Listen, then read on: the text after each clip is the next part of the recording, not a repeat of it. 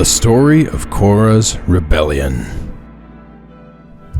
One day, a man named Korah, together with 200 like him, rose up against Moses, saying, "Moses, there is nothing special about your priesthood.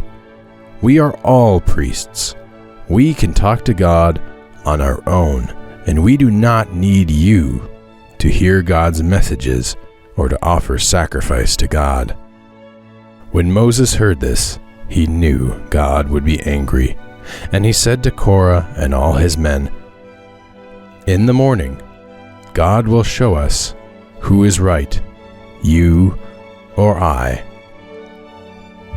We will go into the field and offer sacrifice.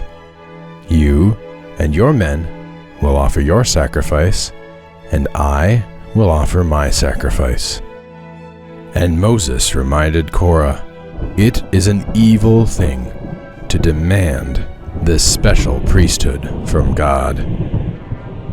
The next morning, Korah and his men assembled in the field to offer sacrifice. Far away, in the same field, Moses also stood to offer his sacrifice. Then God said to Moses and Aaron, "Get away from all the people, and I will destroy them." But Moses begged God and said, "God, only Korah and his men have sinned. Would you destroy the others also?" So God said, "Get away from Korah and his men, and tell all the people to do the same." So Moses and all the people got far, far away from Korah and his men.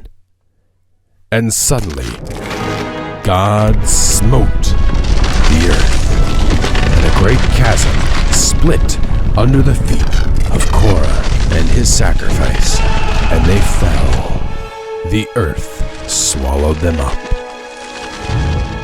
Then God rained forth fire from heaven and destroyed all of Korah's men.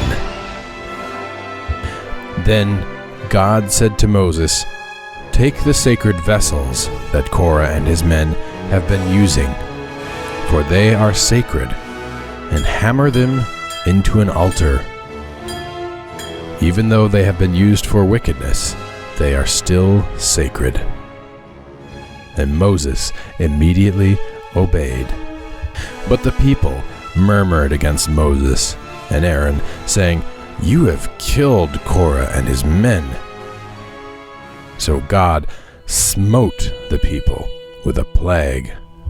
But Moses prayed to God for mercy, and finally God took away the plague.